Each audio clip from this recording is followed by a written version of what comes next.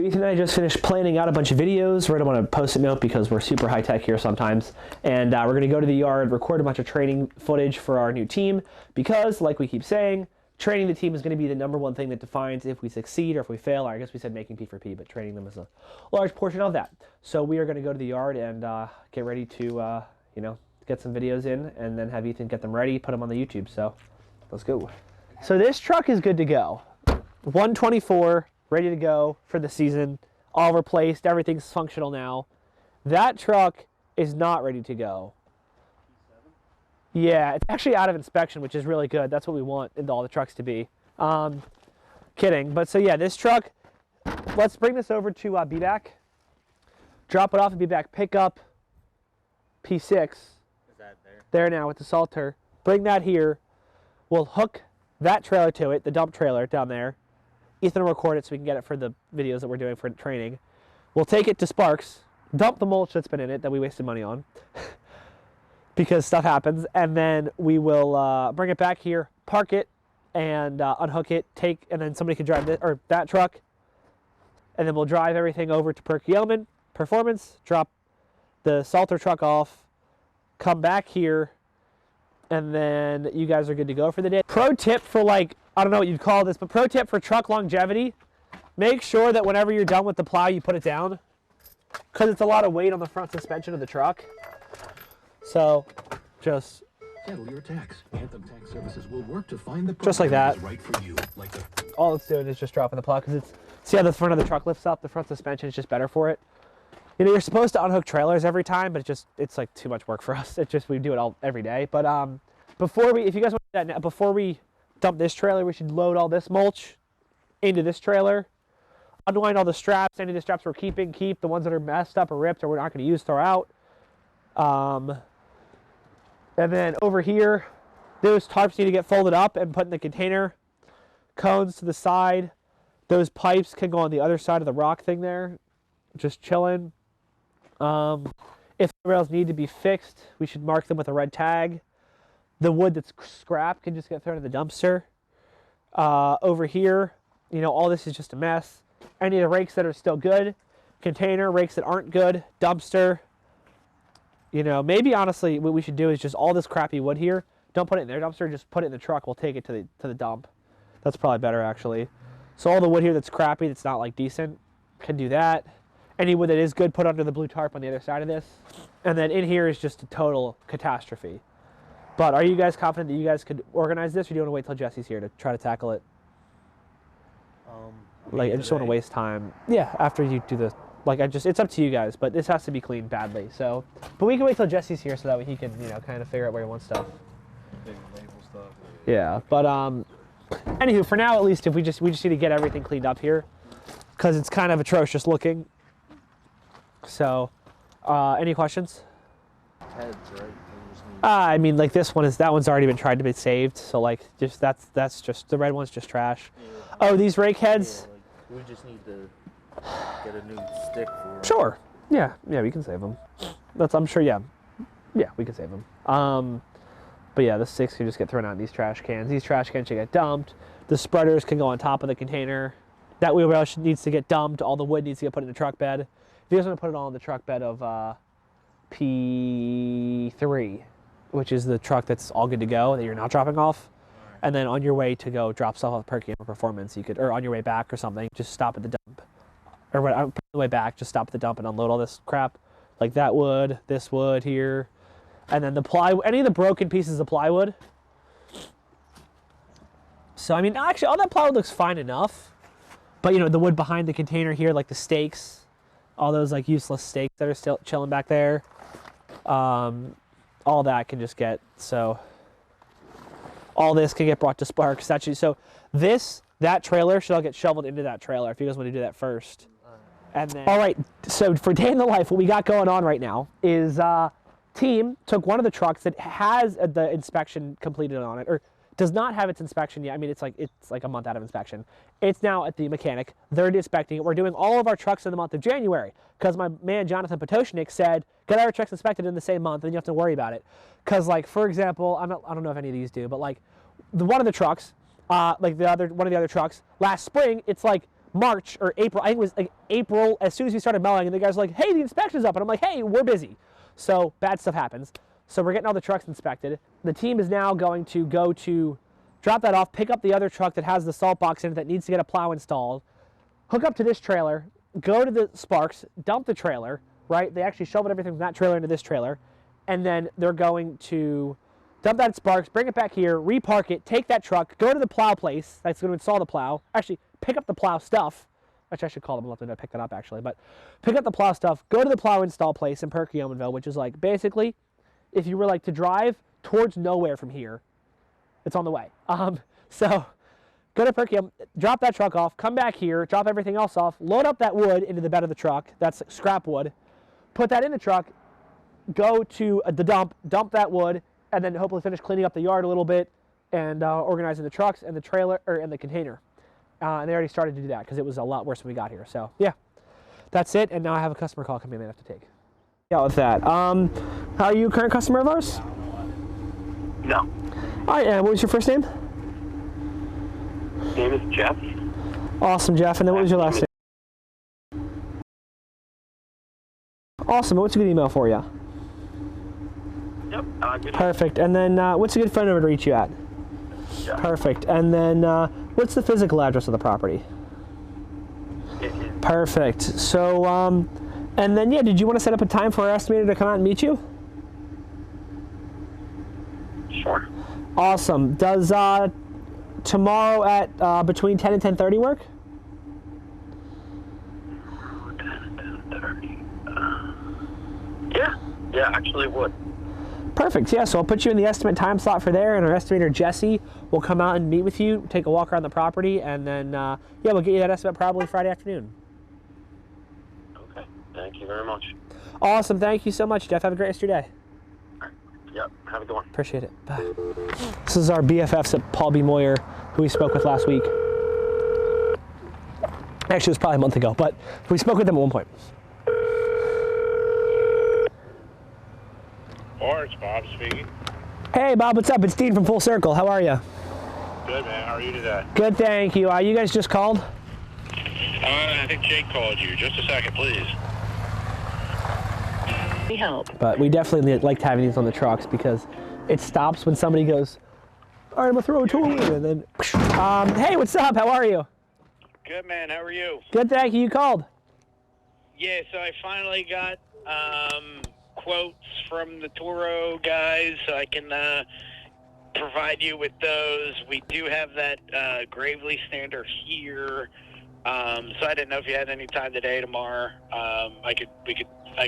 I could give you the quote on the Toros and email them to you now, or we could just wait till you come in and go over everything. It's up to you. Yeah, I mean, I can come in a little bit here today. Okay. I mean, when I say a little bit, probably like maybe, is this, I know you said afternoons are probably better. Does that like after lunch work? Yeah, that's fine. I'm pretty much here for the day. So, yeah. Cool beans. Well, thank you, sir. I will see you then. Yeah, man. Sounds good. Thank you. All right, thanks. See ya. Okay. We need to go test drive some mowers and also look at our existing mowers and check it out, because we're at the spot right now where we have here. We could take a walk. We normally can't do this, but we're at the spot now where we have 3 lawnmowers, or well, 3 stand-ons. I mean, these are whatever, but those are cheap. These ones are the problem. These are like whatever it is. I think these are 13 grand a piece or something stupid. So basically, these are expensive. That's expensive. The one down there is expensive. What we're looking at is we need more mowers. I would like to sell the mower at the end, sell the Ferris, because it's a lot easier to have the same mowers, and buy 3 more of these. Then we have 5 of the same exact mower. We can buy the same exact blades. I know this one doesn't have a mower on it. We can get over that. It does normally. This is a multi-combi unit, so it's a blower, but same exact blades, same parts, same oil, filters, everything. Easy. Or sell that one, buy 3 of another mower. Here's the thing, right? I obviously would like to go with these, but my man has been talking up the Graveleys or whatever. And if we go there and he's like, all right, the reason why he wants to go the quotes when I get there, because he's smart, and he's gonna be like, all right, the Toros for 3 of them are gonna be like $40,000, and my eyeballs are gonna fall out of my skull and whatever. Or you could buy these Gravely ones, and they're gonna be $28,000, and they have the same horse, whatever, and then we'll go over all of it.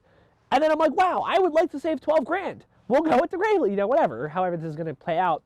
Because although these mowers haven't done us wrong, I do feel they're slightly underpowered from riding on them in the spring. And so these are 23.5 horsepower engines, I believe, or 20. No, I think these are 25 horsepower engines. The new ones that came out are 23.5 horsepower engines. I am severely worried about their ability to cut lawns because they're like they have less horsepower than these do, and these have a tough time cutting spring lawns. Maybe in like the down south or something where they don't have a lot of grass, but here problem. So we would have to buy the 30 horse, and they have like those one the tiny ones. They have the 25, which are these, but they're carbureted. I don't really want carbureted engines. I don't know why. We have EFI stuff. It's always worked, so whatever. We're sticking with what works. Then we have they have a 23.5 or something, 25, 30, 37. The mower down there is a 37. She is a big girl. That mower is heavy, and it's like we just don't want to have mowers that heavy. Plus, they're really expensive, or relatively expensive. I think it's only $1,000 more actually than a 30 horsepower one. But we just want a mower that's heavy because one of the great things about these is that they're light. Is that stand-up mowers are really light, so they're easy to get in and out of stuff. They're not that hard on the grass. We can use it as a selling point. So all good stuff there. But so we like the 30 horsepower ones. The problem is that they're kind of expensive.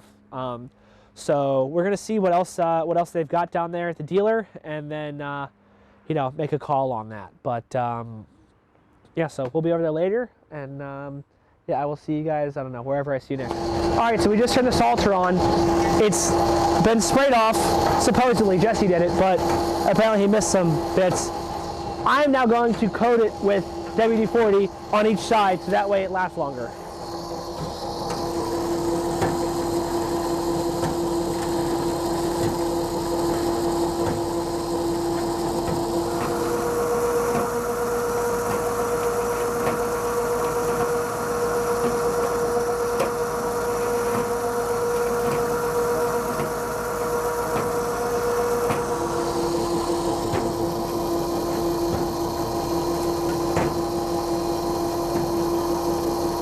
Training videos are going swell. I'm feeling good that we're getting these done finally. These have been like in the works literally for like 3 months. So even though they're kind of low, we didn't plan a lot for them, on scripts or anything, but just being able to go through it's really good. And I think getting the videos done, 80% perfect, and then coming back, in a year or something and figuring out what people liked, didn't like, going back is gonna be great. But yeah, I think we're done most of them. I don't know where my little note card went. We're done almost all of them. We did the dress code, daily stuff, general, show up and leave, hooking up a trailer, unhooking a trailer, pre-inspection. So now we just have to do the driving.